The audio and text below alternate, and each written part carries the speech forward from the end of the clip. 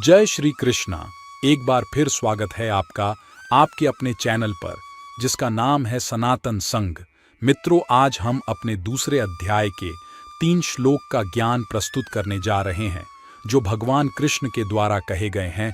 तो आइए सुनते हैं। भोग ऐश्वर्य प्रसक्तानाम तयापहृत चेतसाम व्यवसायात्मिका बुद्धि समाधौ न विधीयते।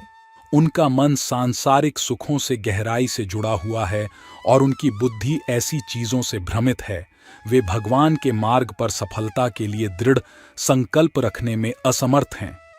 श्री कृष्ण कहते हैं, जिन लोगों का मन कामुक आनंद से जुड़ा होता है वे भोग, संतुष्टि और ऐश्वर्य, विलासिता की चिंता करते हैं।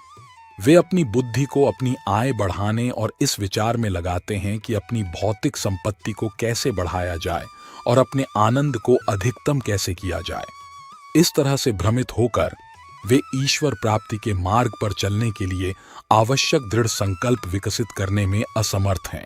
त्रैगुण्य विषय वेदा निस्त्रैगुण्यो भवार्जुन निर्द्वंद्वो नित्य सत्वस्थो निर्योगक्षेम आत्मवान।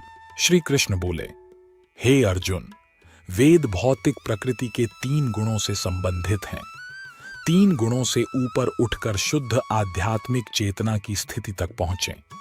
अपने आप को द्वंद्वों से मुक्त करके सत्य में सदैव स्थिर रहें और भौतिक लाभ और सुरक्षा की चिंता किए बिना स्वयं में स्थित रहें। भौतिक ऊर्जा अपने 3 घटक तरीकों से दिव्य आत्मा को जीवन की शारीरिक अवधारणा से बांधती है। भौतिक प्रकृति के ये गुण सत्व अच्छाई का गुण, रजस जुनून का गुण और तमस अज्ञान का गुण है। अनगिनत पिछले जन्मों के संस्कारों प्रवृत्तियों के कारण प्रत्येक व्यक्ति के लिए 3 गुणों का सापेक्ष अनुपात अलग अलग होता है और तदनुसार हर किसी की अलग अलग प्रवृत्तियां होती हैं। वैदिक शास्त्र इस असमानता को स्वीकार करते हैं और सभी प्रकार के लोगों के लिए उपयुक्त निर्देश देते हैं। यदि शास्त्रों में सांसारिक विचारधारा वाले लोगों के लिए निर्देश नहीं होते तो वे और भी भटक गए होते।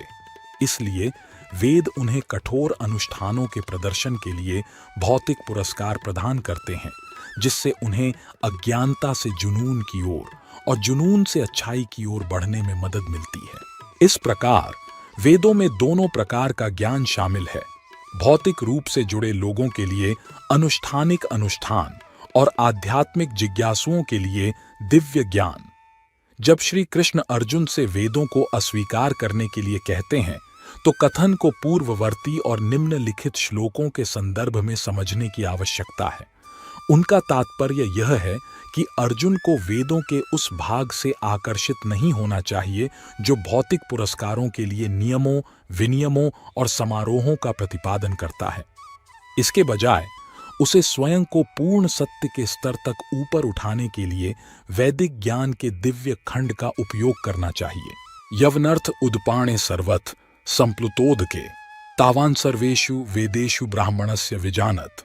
श्री कृष्ण कहते हैं, पानी के एक छोटे से कुएं से जो भी उद्देश्य पूरा होता है वह स्वाभाविक रूप से एक बड़ी झील द्वारा सभी प्रकार से पूरा हो जाता है। इसी प्रकार जो परम सत्य को जान लेता है वह सभी वेदों के उद्देश्य को भी पूरा कर लेता है। वेदों में 1 लाख मंत्र हैं जो विभिन्न प्रकार के अनुष्ठानों, प्रथाओं, प्रार्थनाओं, समारोहों और ज्ञान के रत्नों का वर्णन करते हैं।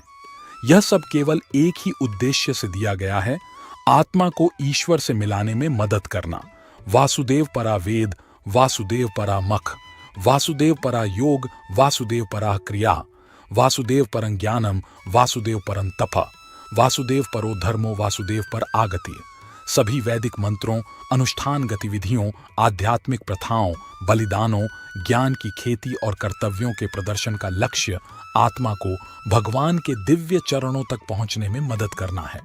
हालांकि जिस तरह दवा की गोली को अधिक स्वादिष्ट बनाने के लिए अक्सर उस पर चीनी का लेप लगाया जाता है, उसी तरह भौतिक विचारधारा वाले लोगों को आकर्षित करने के लिए वेद भी भौतिक प्रलोभन देते हैं। अंतर्निहित उद्देश्य आत्मा को धीरे धीरे दुनिया से अलग होने और भगवान से जुड़ने में मदद करना है। इस प्रकार जो मन को ईश्वर में लगा रहा है वह स्वचालित रूप से सभी वैदिक मंत्रों के उद्देश्य को पूरा कर रहा है। श्री कृष्ण ने उद्धव को सलाह दी, अज्ञेयम गुण दोषान मयाधिष्ठान अपि स्वकं धर्मम संत्यज्ञ य सर्वान माम भजेत स सत्तमा।